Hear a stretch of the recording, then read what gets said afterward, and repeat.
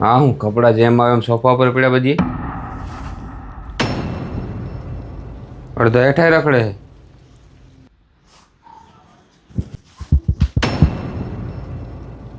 ઓહો, હરાવડામાં તો ભૂકંપ આવ્યો એવું લાગે. આ ગઈ ક્યાં? અય મિતુ, તાર મમ્મી ક્યાં છે? રૂમમાં છે. તે જમી લીધું?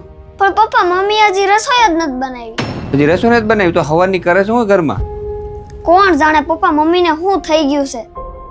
સવારના નકરા તૈયાર જ થાય છે. અય તું અહીંયા શું કરશો? લે તમે કઈ આવ્યા? એ હું જઈ આવ્યો હોય તે મને તું પેલા એ કે આ બધું શું છે? આ હોલમાં જો સોફા ઉપર કપડા જ્યાં આવે ત્યાં રખડે. રસોડામાં વાસણો તો કઈ ઠેકાણું જ નથી. અને જમવાનું કેમ નથી બનાવ્યું હજી સુધી? લે તમે જ તો કીધું તું. મેં ક્યારે એવું તને કીધું કે તું કપડા ગમી ત્યાં નાખી દે, વાસણ આમ તેમ મૂકી દે, જમવાનું નહીં બનાવતી? લે તમે જ તો કહેતા હતા તારે આખો દી હું ઘરમાં કામ હોય, ખાલી તૈયાર થઈને આટા મારવાના આરામ કરવો.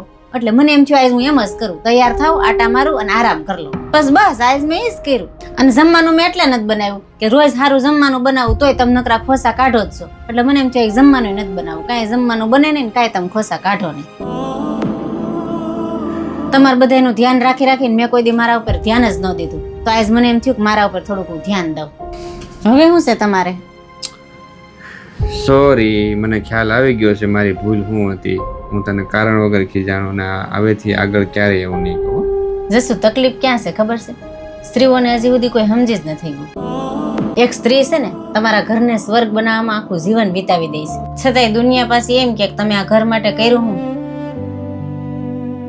એક મજૂર છે ને એ એનો મહિનો પૂરો થઈ જાય ને એટલે પગાર લઈને ઘરે વયો જાય. અને અમને સ્ત્રીઓને આખી જિંદગી અમે કામ કરી તો એમને સાંભળવા શું મળે કે તમે આ ઘરમાં કરો છો શું? ખાલી તમારી એકની વાત નથી, દુનિયાના દરેક વ્યક્તિ આ સમજવાની જરૂર છે. તારી વાત હાવ સાચી છે અને આ બાબતે છે ને આજ પછી હું તને કાંઈ નહીં કહું.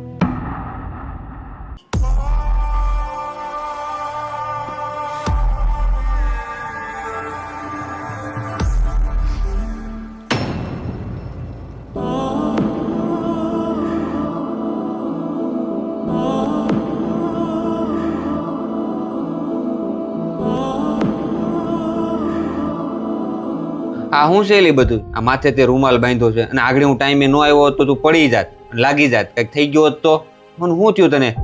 સવારનું માથું બહુ દુખે છે ને ચક્કર આવે છે. તને માથું દુખે છે ને ચક્કરે આવે છે ને તોય તું કામ કરશો?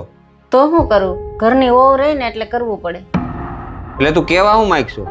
જયારે ઘરની દીકરીને મજા ન હોય ને તો માં એમ કે બેટા તને માથું દુખે છે, તને મજા નથી, તું આરામ કરી લે. અને જયારે વહુને મજા ન હોય ને તો બધાને એવું લાગે છે અને કામ કરવું પડે એટલે હાલ આવે છે, આ નાટક કરે છે.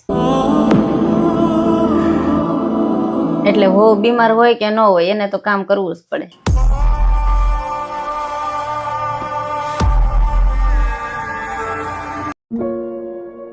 આપો મારું પર્સ ને રૂમાલ લાવતો. લ્યો તમારું પર્સ અને રૂમાલ. અને સાંભળ, સાંજે મારું જમવાનું નહીં બનાવતી, મારે પાર્ટીમાં જવાનું છે અને મારા કપડાં છે ને પ્રેસ કરી રાખજે. કેટલા વાગે જવાનું? એ મારા ટાઈમે આવી જાય, તું તારું બનાવીને તું જમી લેજે. હો કેમ મારે નથી આવવાનું પાર્ટીમાં? હવે તું ત્યાં પાર્ટીમાં આવીને શું કરીશ? તારો વેહ તો જો, ત્યાં બધા મોડર્ન લોકો આવવાના છે, વીઆઈપી લોકો, વાઈફાઈ લોકો આવવાના છે. અને તારો વેહ જો, તને નથી કપડાં પહેરવાનું ભાન, નથી કોઈ વાળ ઓળવાનું ભાન, નથી કોઈ મેકઅપ કરવાનું ભાન. તને ત્યાં હું હારે લઈ જઈશ ને તો મારી બદનામી થાય. એટલે હું એકલો જ જાય, તાર નથી આવવાનું.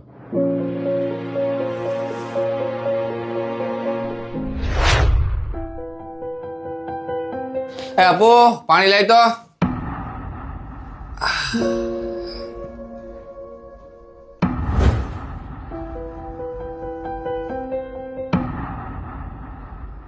આ બધું શું છે? એટલે આટલું બધું પરિવર્તન?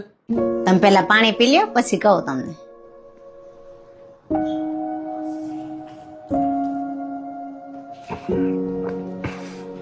જશો તમામ સ્ત્રીઓને શું સમજો છો? એક સ્ત્રી ધારે ને તો દુનિયામાં કોઈ એવું કામ નથી કે એ ના કરી શકે. ક્યારેક અમને મોકો તો આપો. સોરી આપુ, મારી ભૂલ થઈ ગઈ. કાંઈ નહીં જશું, ચાલ્યા કરે તો. ચાલો ઝડપથી તૈયાર થઈ જાઓ પછી પાર્ટીમાં જવાનું મોડું થાય. હા ઝડપથી.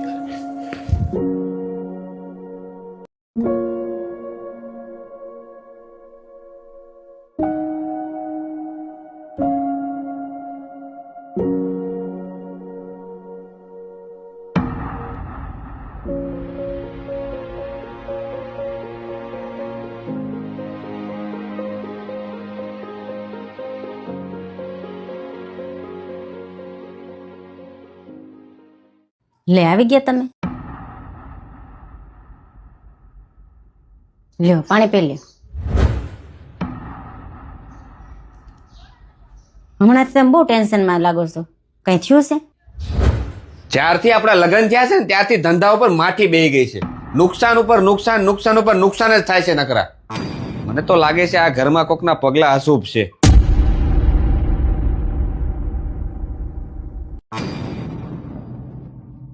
જે પતિ પોતાની પત્નીની ઇજ્જત નથી કરતો ને એની પાસે પૈસા તો ગમે એટલા આવે પણ ક્યારેય ટકતા નથી.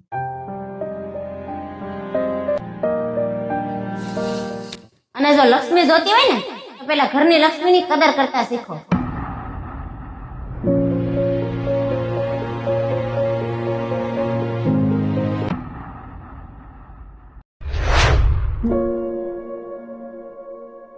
જસુ મારે તમારે હારે એક વાત કરવી છે. હા બોલ ને. હવે છે ને તમે મને પેલા જેટલો પ્રેમ નથી કરતા. તમને યાદ છે આપણી સગાઈ થઈ ત્યારે તમે મને કેટલી નવી નવી જગ્યાએ ફરવા લઈ જતા, ગિફ્ટ આપતા, મારી હારું સ્પેશિયલ સમય કાઢીને મારી હારે બેસતા, મારી હારે વાતો કરતા.